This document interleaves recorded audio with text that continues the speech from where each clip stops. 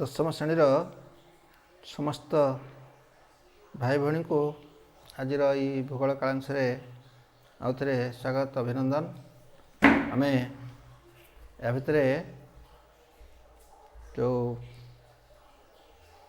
ପରୀକ୍ଷା ପାଇଁ କିଛି ଦିନ ପାଠପଢ଼ାରୁ ବିରତ ରହିଥିଲେ, ପରୀକ୍ଷା ସରିଗଲା। ସମସ୍ତେ ପରୀକ୍ଷାରେ ଖୁବ୍ ଭଲ କରିଛ, ତେଣୁ ସମସ୍ତଙ୍କୁ ସାଧୁବାଦ। ଆଉ ପୁଣି ଆମେ ଆମର ଦୁଇଟି ବିଷୟ ଭୂଗୋଳରେ ଅଛି ତାକୁ ପଢ଼ିବା। ଆଜିର ଯେଉଁ କାଳାଂଶ ଅଛି, ଆଜି ଏଥିରେ ଆମେ କୃଷି ବିଷୟରେ ଆଲୋଚନା କରିବା। କୃଷି ବିଷୟର ପ୍ରଥମ ଭାଗ ବିଷୟରେ ଆଜି ଆମେ ଆଲୋଚନା କରିବା। ତେଣୁ ସମସ୍ତେ ମନ ଦେଇକରି ପାଠ ଶୁଣିବା, ତାକୁ ପଏଣ୍ଟ ସବୁ ଲେଖି ରଖିବା ଆଉ ଆଗକୁ ବଢ଼ିବାର ପ୍ରୟାସ କରିବା। Agriculture is the most healthful, most useful and most noble employment of man. George Washington ଆମେରିକାର ପ୍ରାକ୍ତନ ରାଷ୍ଟ୍ରପତି ଏକଥା ରଖିଥିଲେ ଯେ କୃଷି ହେଉଛି ସମସ୍ତଙ୍କ ପାଇଁ ଦରକାରୀ, ସମସ୍ତଙ୍କ ସ୍ୱାସ୍ଥ୍ୟ ପାଇଁ, ସମସ୍ତଙ୍କର ବେକାରୀ ଦୂରୀକରଣ ପାଇଁ କୃଷିର ଭୂମିକା ଅତ୍ୟନ୍ତ ଗୁରୁତ୍ୱପୂର୍ଣ୍ଣ ଏକଥା ରଖିଥିଲେ ଜର୍ଜ ୱାଶିଂଟନ। ଆମ ଯେଉଁ ମଣିଷ ଭୂମିଷ୍ଠ ହେଲା ପରେ ପୁଣି ଏ ସଂସାରରୁ ଯିବା ପର୍ଯ୍ୟନ୍ତ କେତେଟା ଜିନିଷ ନିହାତି ଆବଶ୍ୟକ, ଯାହାକି ଭଗବାନ ତା ପାଇଁ ଖଞ୍ଜିକି ରଖିଛନ୍ତି।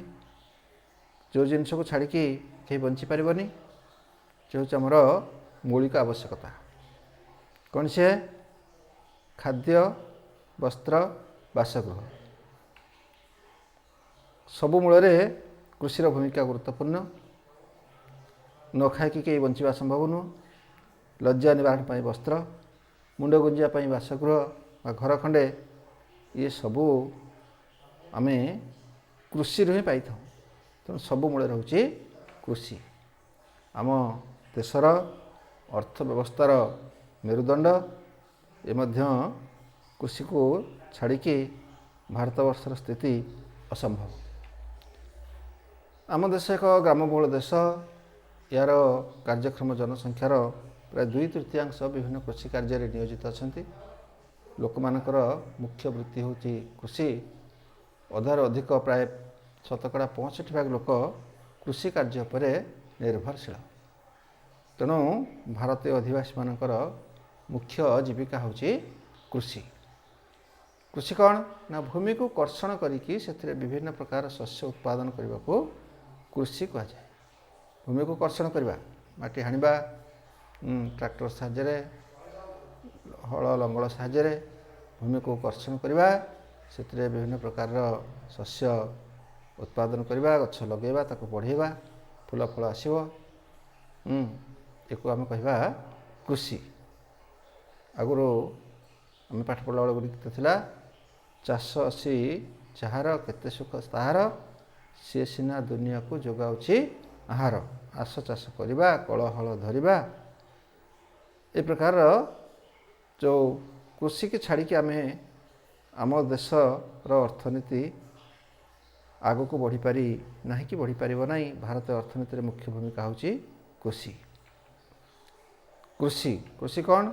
ନା ବିଭିନ୍ନ ଶିଳ୍ପ ପାଇଁ କ'ଣ ପାଇଁ କୃଷି ଆମେ କରିବା ଆବଶ୍ୟକ ହେଉଛି, ସେ ବିଷୟରେ ଜାଣିବା। ବିଭିନ୍ନ ଶିଳ୍ପ ପାଇଁ କଞ୍ଚାମାଲ କୃଷିରୁ ମିଳେ। ଆଖୁ ଚାଷ କଲେ ଆମର ଯେଉଁ ଚିନି କାରଖାନା, ତା'ର ମୁଖ୍ୟ କଞ୍ଚାମାଲ। ମିଲ୍ ସବୁ ଅଛି ଦେଖୁଛ, ଧାନ। ଅଟା କଳ, ସେ ପାଇଁ ଗହମ। କାଗଜ କାରଖାନା, ସେ ପାଇଁ ବାଉଁଶ, ସେ ବି ଚାଷ କରାହେଉଛି। ଯଦିଓ ବଣ ଜଙ୍ଗଲ ମିଳେ, ଏବେ ବିଭିନ୍ନ ଅଞ୍ଚଳରେ ତାକୁ ସବୁ ମଧ୍ୟ ଚାଷ କରାହେଉଛି। ବିଭିନ୍ନ ଶିଳ୍ପ ପାଇଁ କୃଷି ଆମକୁ। ରବର ଚାଷ, ରବର କାରଖାନା, ଟ୍ୟୁବ୍ ଟାୟାର ତିଆରି ହେଉଛି, ତା ପାଇଁ ରବର। ଏ ପ୍ରକାରର ବିଭିନ୍ନ ଶିଳ୍ପ ପାଇଁ କଞ୍ଚାମାଲ ଏ କୃଷିରୁ ମିଳେ। ଚା, କଫି, ମସଲା, ଏକୁ ସବୁ ରପ୍ତାନି କରିକିରି ଆମ ଦେଶର ଅର୍ଥନୀତି ସୁଦୃଢ଼ ହୁଏ, ଅର୍ଥନୀତି ଅଭିବୃଦ୍ଧି ଘଟେ। ଏକୁ ଚାହା, ପୃଥିବୀର ଯେତେ ଚାହା ଉତ୍ପାଦନ ହୁଏ ତା ଦେହରୁ 30% केवल भारत उत्पादन हुए आउ सब बाहर को रप्तानी हुए से आम आमर अर्थनीति सुदृढ़ हो कृषि आगु आम जो पढ़ले बर्तमान भूमि को कर्षण कर विभिन्न प्रकार शस्य उत्पादन करने को कृषि कहुए ये कृषि संज्ञा किंतु एबे से आउ से संज्ञा ना बदलीगला कहीं ना विभिन्न प्रकार चाष जो थिला से विभिन्न प्रकार चाष आसानी चाष कहले गाई महिषी ओट घुषुरी पशुपालन कुकुड़ा बतक यू पक्षीपालन पोल्ट्री विभिन्न प्रकार फूल फल वृक्षरोपण कर हर्टिकल्चर माछ चाष मत्स्य पालन पिसिकल्चर सेमती महू चाष महुमाछी पालन सेरिकल्चर माछ चाष बा चिंगुड़ी चाष प्रॉन कल्चर ये सब भी कृषि या कौन चिंगुड़ी की माटी कर्षण कर पोतिकी से गछ बाहर चिंगड़ी बाहर ना सी जो ताकू चाष बोली कहला से भली रबर चाष सेमती टसर चाष ए प्रकार एवं आम जो पाठ पढ़ुंट विभिन्न सरकारी कार्यकर्ता मान सरकारी कर्मचारी मान सब काम कर कलम चाष ये भी चाष आसी पहुँचीगला तेणु कृषि संज्ञा जहाँ थिला से परिवर्तन घटी विभिन्न प्रकार कार्य को भी कृषि कार्य बोली कहुछि आम देश भारतवर्ष अधिकांश भूमि रे कृषि कार्य कराउछि पृथ्वी रे जतिकी कृषि कार्य कराउछि ताठू बहुत अधिक अंश रे भारत रे चाष कराउछि कृषि कार्य समुदाय भूमिर प्राय 46% भूमि कृषि कार्य व्यवहृत होछि आगु आहरी अधिक भूमि कृषि व्यवहृत होता जनसंख्या जिते बढ़ुची से कृषि भूमिर परिमाण कमुची एवं 46% भूमि कृषि कार्य हो सबुठ अधिका कृषि कार्य होता है पंजाब रे सेठी कौन सी जमी को पड़िया पका जाए ना केवल जहाँ लोकबाक रही रास्ताघाट न छाड़ी सबुआड़े केवल चाष 84.2% भूमि सबुठ कम चाष हो अरुणाचल प्रदेश रे से बन जंगल परिपूर्ण तेणु मात्र 3.4% भूमि रे कृषि कार्य अरुणाचल प्रदेश होची ये आमर कृषि व्यवहृत जमी एते कृषि उत्पादन अधिक अंचल चाष करा आम देशर कृषिर उत्पादिता अन्य देश तुलन में बहुत कम जापान चीन अमेरिका ये सब जो चाषबास कराऊँच उत्पादन कराऊँच आम देश उत्पादन सेते होना आमर गोटे एकर जी धान हो अमेरिका तार 3 गुण धान से अंचल तार 3 गुणा चाष हो यार विभिन्न कारण अच्छी कौन पाई आम देश कृषि उत्पादिता कम प्रथम कारण अच्छी अनिश्चित वृष्टिपात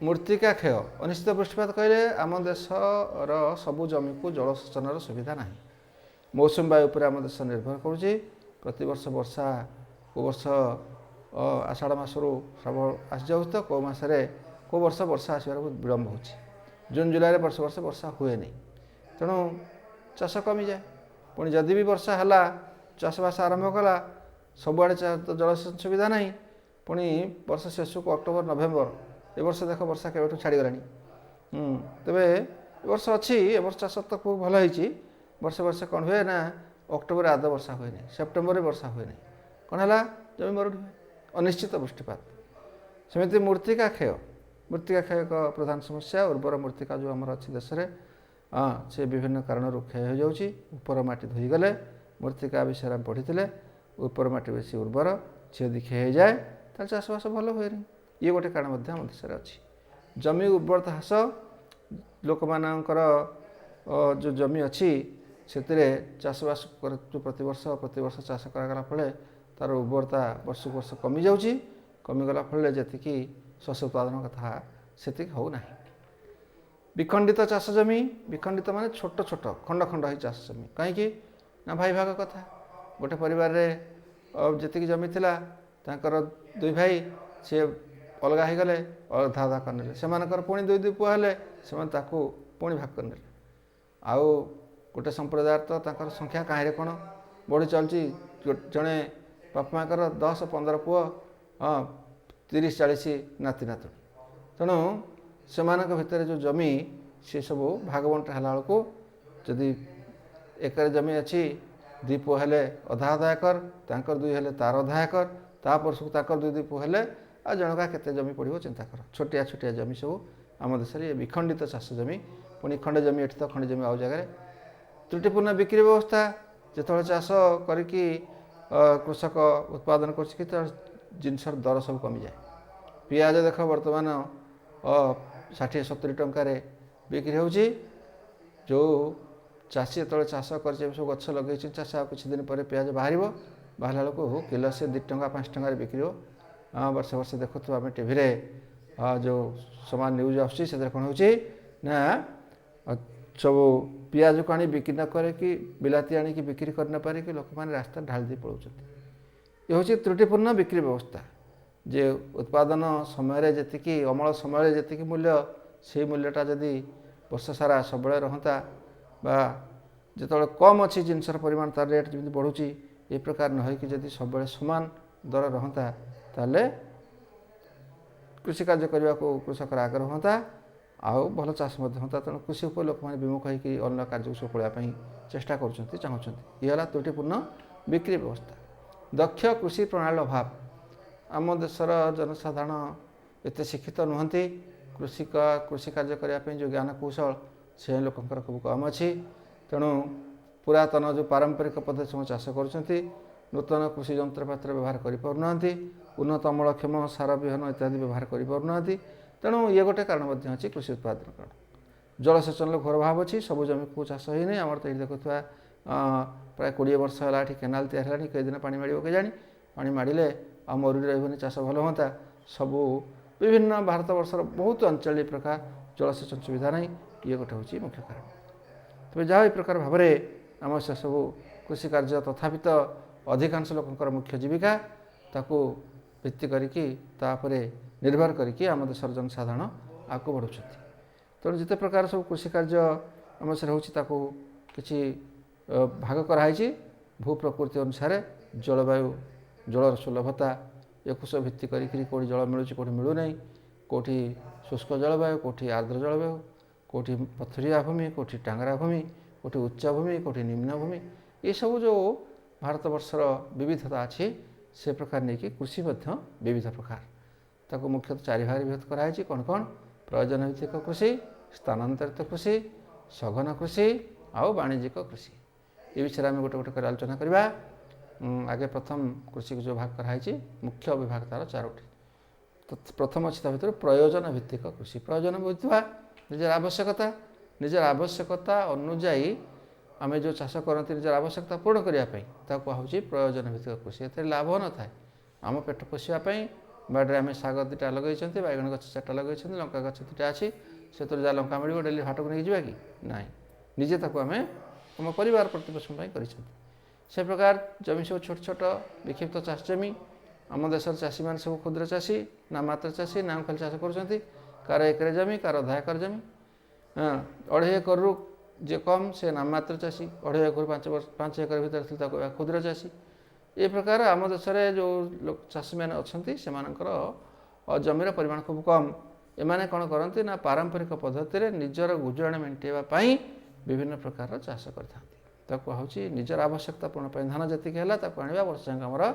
चाउल खरी भात खाया जीव पुणी 2 मास सर्ट हम कौट किणा पड़ो यह प्रयोजन भित्तिक कृषि कृषक मैंने गरीब अधिक अमलक्षम विहन से व्यवहार करना कीटनाशक औषध व्यवहार जना ना रासायनिक सार व्यवहार भी करना पुनः जलसेचन सब सुविधा ना एणु चाषी तार जी उत्पादन करके निज जमी फसल उपजाए से सब भरण पोषण वर्ष सरी जाए आउ लाभ करना तेणु चाषी कूल दिन दिन गरीब होबार लगे यह प्रयोजन भित्तिक कृषि कृषकर उन्नति सरकार ए व्यवस्था विभिन्न करुँचे चिंतन कराऊँ कृषि केमती उन्नति हे ए वर्ष तो कृषि विधेयक अणाई आमर भारत सरकार आनी कृषकर बहुविध उन्नति केमती हे से चेष्टा चली कौन सब चली सरकार विभिन्न गठनमूलक कार्यक्रम नहीं जोगाजोग मध्यम सब टीवी मध्यम रेडियो मध्यम सब जोगाजोग रखिक चाष केमती भल हम लोक सचेतन कराऊँच सार कीटनाशक औषध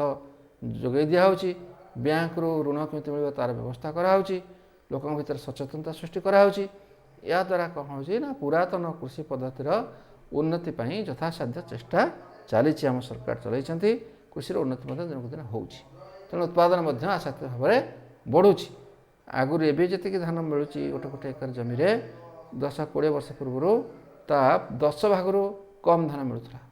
ଚାଷ ଯେଉଁ ହେଉଥିଲା ଉନ୍ନତ ବିହନ ନଥିଲା, ସାର କୀଟନାଶକ ଔଷଧ ନଥିଲା, ତେଣୁ ଲୋକମାନେ ଚାଷ କରୁଥିଲେ ବର୍ଷ ଯାକ ଆଉ ନାଶ ହେଉଥିଲେ, ପାଉନଥିଲେ ଖାଇବା ପାଇଁ ଯେତିକି ଜିନିଷ ସେତିକି ସେମାନେ ପାଉନଥିଲେ। ଏବେ ଏ ଯେଉଁ ସବୁ ଚାଷ କରାହେଉଛି ପ୍ରଜନିତ କୃଷି, ତାକୁ ବିଭିନ୍ନ ଅଞ୍ଚଳରେ ବିଭିନ୍ନ ଚାଷ, ଯେଉଁଠି ଖୁବ୍ କମ୍ ବର୍ଷା ହେଉଛି ସେଠି ଶୁଷ୍କ କୃଷି, ଯେଉଁଠି ଅଧିକା ବର୍ଷା ହୁଏ ସେଠି ଆର୍ଦ୍ର କୃଷି, ଆର୍ଦ୍ର ଭୂମି ହେଉଥିବ ଆର୍ଦ୍ର କୃଷି, ସେ ବିଷୟରେ ଆମେ ଆଲୋଚନା କରିବା। ଶୁଷ୍କ କୃଷି, ପ୍ରୟୋଜନ ଭିତ୍ତିକ କୃଷି ସମ୍ପୂର୍ଣ୍ଣ ରୂପେ ମୌସୁମୀ ପ୍ରଭାବ ଉପରେ ନିର୍ଭର କରୁଛି। ପ୍ରାକୃତିକ ପଦ୍ଧତିରେ ମାଟିର ଉର୍ବରତା ବୃଦ୍ଧି ପାଇଁ ଅନ୍ୟାନ୍ୟ ପାରିବେଶିକ ଅବସ୍ଥା ଉପରେ ନିର୍ଭର କରୁଛି। ତେଣୁ କମ୍ ବୃଷ୍ଟିପାତ ଅଞ୍ଚଳ ଯେଉଁଠି ଅଛି ସେଠି ଯେଉଁ ସବୁ ଚାଷ ହେଉଛି ମକା, ବାଜରା, ତୈଳବୀଜ, ଏ ଅଳ୍ପ ପାଣିରେ ହୋଇପାରେ, ତାକୁ କୁହାହେଉଛି ଶୁଷ୍କ କୃଷି। ବର୍ଷା ଯେଉଁଠି କମ୍ ହେଉଥାଏ, ନିବିଡ଼ା ଭୂମି, ସେସବୁ ସ୍ଥାନରେ ଏ ପ୍ରକାର ଚାଷ ହୋଇଥାଏ। ସେଭଳିଆ ଧାନ, ନଳିତା, ଆଖୁ ଏ ପାଇଁ ବହୁତ ପାଣି ଦରକାର। ଯେଉଁଠି ପ୍ରବଳ ବର୍ଷା ହେଉଛି, ଖାଲ ଜମି ସବୁ ପାଣି ଜମିକି ରହିବ, ସେ ଜାଗାରେ ଧାନ, ନଳିତା, ଆଖୁ ଏସବୁ ବିଭିନ୍ନ ପନିପରିବା ବି ଇଏ ଚାଷ କରାହେଉଛି। ତାକୁ ବୃଷ୍ଟି ବହୁଳ ଅଞ୍ଚଳ କୁହାହେଉଛି, ଅଧିକ ବୃଷ୍ଟି ହେଉଥିବାରୁ ତାକୁ କୁହାହେଉଛି ଆର୍ଦ୍ର କୃଷି। ସବୁବେଳେ ଓଦା, ତେଣୁ ଆର୍ଦ୍ର କୃଷି। ଶୁଷ୍କ କୃଷି, ଆର୍ଦ୍ର କୃଷି ଭିତରେ ପାର୍ଥକ୍ୟ ଦର୍ଶା ପ୍ରଶ୍ନ ଆସିବ, ତାକୁ ମୁଖସ୍ଥ କରିବା, ମନେ ରଖିବା। ତାପରେ ହେଲା ସ୍ଥାନାନ୍ତରିତ କୃଷି। ସ୍ଥାନାନ୍ତରିତ କୃଷି କ'ଣ ନା ଗୋଟେ ଜାଗାରେ କିଛି ଦିନ ଚାଷ କରିବା, ତାକୁ ଛାଡ଼ି ପୁଣି ଆଉ ଜାଗାକୁ ପଳାଇବା। ସ୍ଥାନାନ୍ତର, ପ୍ରତିବର୍ଷ ସ୍ଥାନ, ପ୍ରତିବର୍ଷ ନହେଲେ ବି ବର୍ଷେ 2 ବର୍ଷରେ ସ୍ଥାନର ପରିବର୍ତ୍ତନ ହେଉଥିବ। ସ୍ଥାନାନ୍ତରିତ କୃଷି କ'ଣ ହୁଏ ନା ଜଙ୍ଗଲର କିଛି ଅଂଶକୁ ପୋଡ଼ିକି ସେ ପାଉଁଶକୁ ମାଟିରେ ମିଶାଇ ଦିଅନ୍ତି, ଉର୍ବରତା କେମିତି ବୃଦ୍ଧି ପାଇବ ସେ ପାଇଁ ଚେଷ୍ଟା କରନ୍ତି, କରିକି ସେଠି ଚାଷବାସ କିଛି ହୁଏ। କିଛି ଦିନ ଗଲେ ସେ ଜାଗାର ଉର୍ବରତା କମିଯାଏ। କାହିଁକି? ସାରନା ବ୍ୟବହାର ସେଠି କରିପାରନ୍ତିନି। ସବୁ ବଣ ଜଙ୍ଗଲ ଭିତରେ ଥିବା କମ୍ ଶିକ୍ଷିତ ଲୋକମାନେ ଏ ପ୍ରକାର ଚାଷ ସବୁ କରିଥାନ୍ତି। ବର୍ଷକୁ ବର୍ଷ ଉତ୍ପାଦନ ତେଣୁ କମିଯାଏ, ସାର ବ୍ୟବହାର କମ୍ ହେବା ଯୋଗୁଁ। ଏ ବର୍ଷ ଯେତିକି ହେଇଥିବ ତାର କମିଯାଏ, ତାର ଆହୁରି କମିଯିବ। 2-3 ବର୍ଷ ଗଲା ପରେ ଭଲ ଚାଷ ହେବ ନାହିଁ, ଉତ୍ପାଦନ କମିଯିବାରୁ ସେ ଜଙ୍ଗଲକୁ ଛାଡ଼ିକି ଆଉ ପୁଣି କିଛି ଅଞ୍ଚଳ ପୋଡ଼ିକି ସଫା କରି ସେଠି ପୁଣି ଚାଷ କରନ୍ତି। ଏ ଜାଗାଟାକୁ ଛାଡ଼ି ଦିଅନ୍ତି, ସେଠି ପୁଣି ବଣ ଜଙ୍ଗଲ ହେଇଯାଏ। ଏହି ପ୍ରକାର ଚାଷକୁ କୁହାହେଉଛି ସ୍ଥାନାନ୍ତରିତ କୃଷି। ସ୍ଥାନ ପରିବର୍ତ୍ତନ ଦ୍ୱାରା ମୃତ୍ତିକାର ଉର୍ବରତା ବୃଦ୍ଧି ପାଏ, ପ୍ରାକୃତିକ ଉପାୟରେ। ଯେଉଁ ଜାଗା ଛାଡ଼ି ଦେଇ ଗଲେ 2-4 ବର୍ଷ ଗଲା ପରେ ସେ ଜାଗାରେ ପୁଣି ଚାଷ କରନ୍ତି ଆସିକି, ପୁଣି ତାର ଉର୍ବରତା ଟିକେ ବଢ଼ିଯାଇଥାଏ ପ୍ରାକୃତିକ ଉପାୟରେ।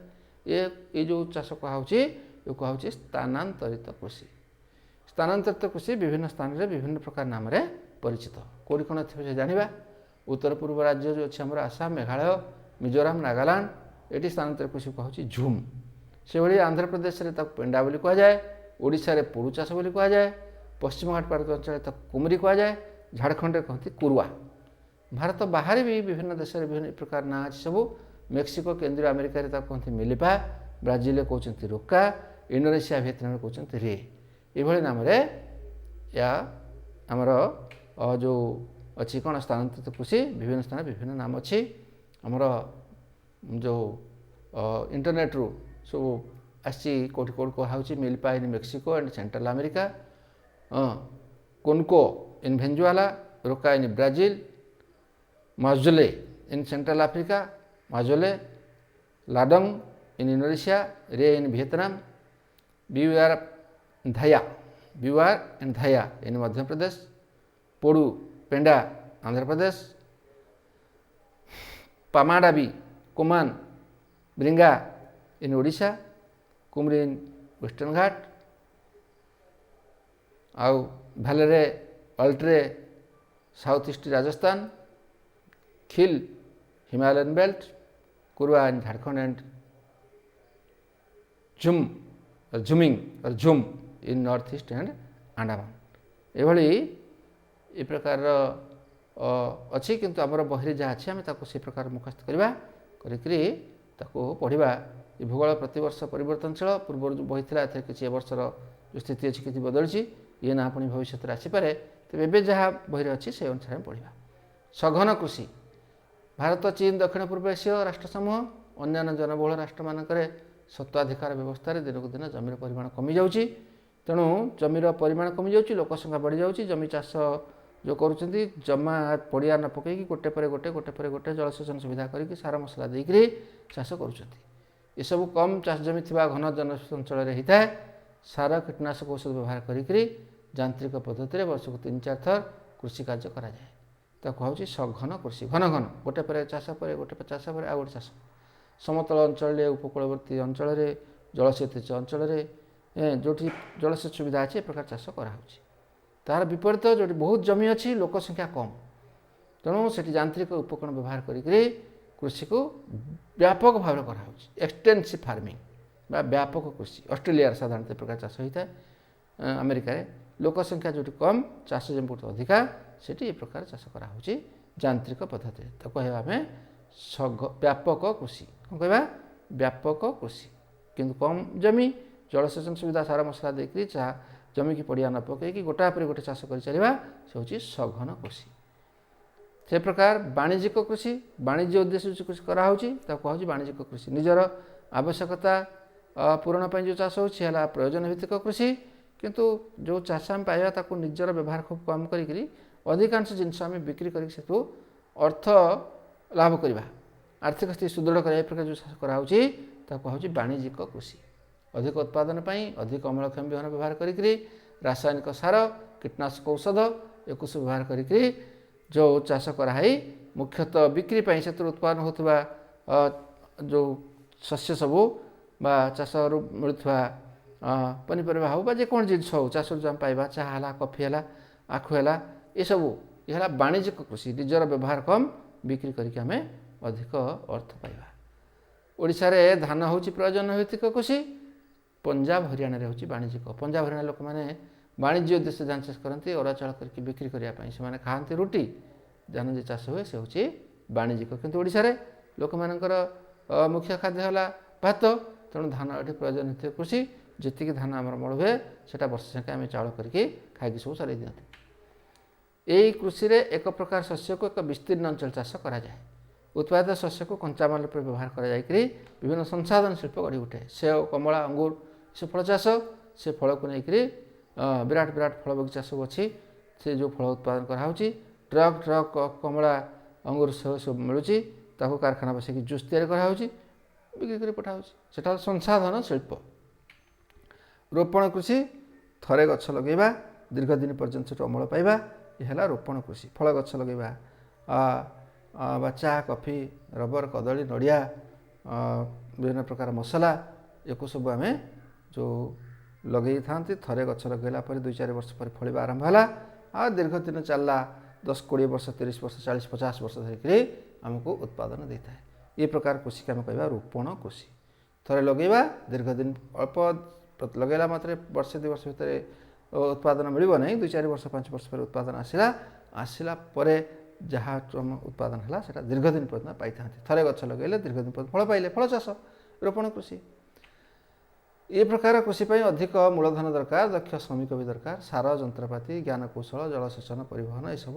निहाती दरकार नहले एते लाभ हम ना गछ लगे देथिबा फल नथो पा मिलू ना कृषक ना सार मसला देले ना से फल फल लाभ कौन तेणु ये प्रकार जो कृषि कराऊँगी अधिक मूलधन खटेकी धनिक श्रेणीर कृषि व्यक्ति माने कृषक माने कौन करते ना जमी ए प्रकार सब चाष धान गहम ये सब चाष न कर शस्य उत्पादन करके चाष करते कहूँ रोपण कृषि चा चाष आसाम होता है पश्चिमबंग उत्तरांचल तमिलनाडु नीलगिरी अंचल ये सब से जो चाह चाष कराऊँगी से चाह बगीचा अच्छी दक्ष श्रमिक सब रखाई सस्तार से मिलूँ प्रतिदिन चाह पत्र तोड़े तार संसाधन शिल्प चाह जो चाह गुंड सब प्रस्तुत करने शिल्प कारखाना अच्छी तैयारी कर पठेले सब विदेश को बहुत अर्थ उत्पादन कले चा चाष सेमती कॉफी केरल कर्णाटक तमिलनाडु से कॉफी चाष भी सही आम रोपण कृषि अंतर्गत थे गछ लगे दीर्घ दिन पर्यंत आम से उत्पादन पाँच कृषि विषय जो 4टी भाग में विभक्त कर किसी आलोचना कले तेज कौ ऋतु कौन चाष हुए से विषय आम जाना भारत तो आम जानते जे मौसुमी वायु पर निर्भरशील मौसुमी वायु आसिले वर्षा आसो विभिन्न चाषबास हम से मौसुमी वायुर आगमन समय जो चाष आरंभ करा कि मौसुमी वायुर प्रत्यावर्तन पर अमल करा जो चाष कराऊँगी कहूँ आमर खरीफ सेमती 3 प्रकार अच्छी गोटे खरीफ गोटे रबी और गोटे एद आम देश एक वैषम्यतापूर्ण देश यार प्राकृतिक जलवायु कृषि पर प्रतिफलित होची वर्षर विभिन्न समय विभिन्न स्थान विभिन्न प्रकार खाद्य उत्पादन होची सबुआड़े सब प्रकार फसल सबु समय उत्पन्न हुए ना तंतु जातीय द्रव्य पनीपरिया फलमूल मसला ये सब आम उत्पादन होची वर्षक मध्य 3टा कृषि ऋतु अच्छी समुदाय जो अच्छी 3 भाग विभक्त कराई କ'ଣ କ'ଣ ତା ନାଁ ଭଲସେ ମନେ ରଖିବା। ଖରିଫ ରବି ଆଉ ଜେଦ୍ ବା ୟେଦ୍। ଖରିଫ ରବି ଆଣ୍ଡ ୟେଦ୍। ଖରିଫ ଫସଲ ମୌସୁମୀ ଆଗମନ ଅର୍ଥାତ୍ ଜୁନ୍ ଜୁଲାଇ ମାସ ଆରମ୍ଭ ହେବ। ପୁଣି ମୌସୁମୀ ପ୍ରତ୍ୟାବର୍ତ୍ତନ ଅକ୍ଟୋବର ନଭେମ୍ବର ପର୍ଯ୍ୟନ୍ତ ଚାଷ ଚାଲିବ। ତାପରେ ଆମକୁ ଆମଦାନୀ ମିଳିବ। ଅଧିକ ଉତ୍ତାପ ବୃଷ୍ଟିପାତ ଆବଶ୍ୟକ କରୁଥିବା ଧାନ, ଆଖୁ, ଝୋଟ, ଜଡ଼ା, କପା, ମକା, ବାଜରା, ଚିନାବାଦାମ, ସୋୟାବିନ୍ ଏସବୁ ଏହି ସମୟରେ ଚାଷ କରାହେଉ। ତାକୁ କୁହାଯାଉଛି ଖରିଫ ଫସଲ। ଖରିଫ ଫସଲ ପରେ ପରେ ଶୀତ ଋତୁ ଆସିଯିବ। ସେ ଶୀତ ଋତୁ ଆରମ୍ଭରୁ ଅର୍ଥାତ୍ ଅକ୍ଟୋବର ନଭେମ୍ବର ମାସ ଆରମ୍ଭ ହୋଇକରି ପୁଣି ଗ୍ରୀଷ୍ମ ଋତୁ ଶୀତ ଋତୁ ଚାଲିଗଲା ପରେ ପରେ ସରିଲା ବେଳକୁ ଯେଉଁ ଅମଳ ଆସିବ ଗ୍ରୀଷ୍ମ ଋତୁ ମାର୍ଚ୍ଚ ଏପ୍ରିଲ ପୂର୍ବରୁ ଯେଉଁ ଚାଷ ଆମେ କରନ୍ତି ତାକୁ କୁହାଯାଉଛି ରବି ଫସଲ। ସେଇଟା ମୁଖ୍ୟତଃ ଜଳସେଚନ ଉପରେ ନିର୍ଭର କରେ, କାରଣ ସେ ସମୟରେ ବର୍ଷା ମିଳେ ନାହିଁ। ଗହମ, ବାଲି, ସୋରିଷ, ପେଶି, ରାଶି ଏସବୁ ତୈଳବୀଜ, ମୁଗ, ବିରି, କୋଳଥ ଆଦି ଡାଲି ଜାତୀୟ ଫସଲ ଚାଷ କରାଯାଏ ଏ ରବି ଋତୁରେ। ୟେଦ୍ ଏ ଖରିଫ ରବି ଋତୁର ମଧ୍ୟବର୍ତ୍ତୀ। ଖରିଫ ଋତୁ ଆଉ ରବି ଋତୁ, ରବି ଋତୁ ସରିଗଲା ପୁଣି ଖରିଫ ଋତୁ ଆସିବ। ତା ଭିତରେ ଯେଉଁ ସମୟ କିଛି ରହିଲା ମାସେ ଦୁଇ ମାସ, ସେହି ସମୟରେ ଖରାଦିନେ ତରଭୁଜ, ଖରଭୁଜ, କାକୁଡ଼ି, ପନିପରିବା ଏସବୁ ଚାଷ କରାହୁଏ। ଏ କହୁଛନ୍ତି ଆମେ ଜେଦ୍। ଏ ପ୍ରକାର କୃଷି ଋତୁକୁ ତିନି ଭାଗରେ ଆମ ଦେଶରେ ବିଭକ୍ତ କରାଯାଇଛି, ଖରିଫ, ରବି ଆଉ ୟେଦ୍। ଆଜି ଆମେ ଯେତିକି ପାଠ ପଢ଼ିଲେ ତାକୁ ଭଲ ମନେ ପକାଇବା। ଆଉ ଥରେ କୃଷିର ପ୍ରକାରଭେଦ ପଢ଼ିଲେ, କୃଷି କାହାକୁ ଜାଣିଲେ। ଚାରି ପ୍ରକାର କୃଷି: ପ୍ରୟୋଜନ ଭିତ୍ତିକ କୃଷି, ଆଉ ସ୍ଥାନାନ୍ତରିତ କୃଷି, ଆଉ ସଘନ କୃଷି, ଆଉ ବାଣିଜ୍ୟିକ କୃଷି। ଏ ଚାରି ପ୍ରକାର ମୁଖ୍ୟ। ତା ଭିତରେ ପୁଣି ସବ୍ ପଏଣ୍ଟ ସବୁ ଆମେ ପଢ଼ିଲେ। ପ୍ରୟୋଜନ ଭିତ୍ତିକ କୃଷି ଭିତରେ ଶୁଷ୍କ କୃଷି ଅଛି, ଆର୍ଦ୍ର କୃଷି ଅଛି। ସେ ପ୍ରକାରର ଯେଉଁ ରହିଲା ଆମର ସ୍ଥାନାନ୍ତରିତ କୃଷି, ତାକୁ ବିଭିନ୍ନ ସ୍ଥାନରେ ବିଭିନ୍ନ ନାମରେ ନାମିତ କରାଯାଇଛି ବି ଜାଣିଲେ। ସଘନ କୃଷି ତା'ର ବିପରୀତ ହେଉଛି ବ୍ୟାପକ କୃଷି, ସେ ବିଷୟରେ ଆମେ ଜାଣିଲେ। ସେମିତି ବାଣିଜ୍ୟିକ କୃଷି, ବାଣିଜ୍ୟ ଉଦ୍ଦେଶ୍ୟରେ ଚାଷ କରାହେଉଛି, ମୁଖ୍ୟତଃ ରୋପଣ କୃଷି ତା'ର ଅନ୍ତର୍ଗତ। ଏସବୁକୁ ଆମେ ଯେଉଁ ପଢ଼ିଲେ ତାକୁ ଆଉ ଥରେ ଭଲସେ ପଢ଼ିବା, ବହିରେ ମୁଖସ୍ଥ କରିବା, ମନେ ରଖିବା, ପରୀକ୍ଷା ପାଇଁ ପ୍ରସ୍ତୁତ ହେବା। ଏବେ କିଛି ଘର ପାଠ ଆମେ ଲେଖିବା, ତା'ର ଉତ୍ତର ମଧ୍ୟ ଖାତା ଲେଖିବା। ଯେତିକି ପଢ଼ିଲେ ସଂକ୍ଷିପ୍ତ ଟିପ୍ପଣୀ ଅଛି 4ଟି ଲେଖିବା। ଶୁଷ୍କ କୃଷି, ଆର୍ଦ୍ର କୃଷି, ରୋପଣ କୃଷି ଆଉ ସଘନ କୃଷି। ସେମିତି ପାର୍ଥକ୍ୟ ଦର୍ଶାଇବା 2ଟି ଅଛି, ୟେଦ୍ ଆଉ ରବି, କୁମରି ଆଉ ମିଲ୍ପା। ଏ ବିଷୟରେ ଆମେ ଘର ପାଠ ଖାତା ଲେଖିବା, ଅଭ୍ୟାସ କରିବା। ବିଦ୍ୟାଳୟ ଖୋଲିଲେ ତାକୁ ଦେଖିବା, ଅଧିକ ଆଲୋଚନା କରିବା। ଆଜି ପାଇଁ ଏତିକି ପାଠ ରଖିବା, ପୁଣି ପରବର୍ତ୍ତୀ ପର୍ଯ୍ୟାୟ ଦ୍ୱିତୀୟ ପର୍ଯ୍ୟାୟ ଆମେ ପଢ଼ିବା। ଆଜି ପାଇଁ ଏତିକି ରହିବା। ସମସ୍ତଙ୍କୁ ଧନ୍ୟବାଦ। ସମସ୍ତେ କାଳାଂଶଟିକୁ ପଢ଼ିକି ଯଦି କିଛି ଗ୍ରହଣ କରିପାରିବ ତାହେଲେ ପରିଶ୍ରମ ସାର୍ଥକ ହେବ ଏ ଆଶା ରଖୁଛି। ଆଉ ସମସ୍ତେ ମନ ଦେଇ ପାଠ ପଢ଼ି ପରୀକ୍ଷାରେ ଭଲ କର, ନିଜ ଜୀବନରେ ଉତ୍ତରୋତ୍ତର ଉନ୍ନତି କର। ଏତିକି ମାତ୍ର ସରସ୍ୱତୀଙ୍କ ନିକଟରେ ପ୍ରାର୍ଥନା। ଏତିକିରେ ରହିବା। ସମସ୍ତଙ୍କୁ ଆଉ ଥରେ ଧନ୍ୟବାଦ। ଭାରତ ମାତା କି ଜୟ। ବନ୍ଦେ ମାତରମ୍। ଆଜିର ଆମର ପାଠ ଏତିକି। ଏ ବିଷୟରେ ଆମେ ଜାଣିଲେ। ତେବେ ସମସ୍ତଙ୍କୁ ଧନ୍ୟବାଦ।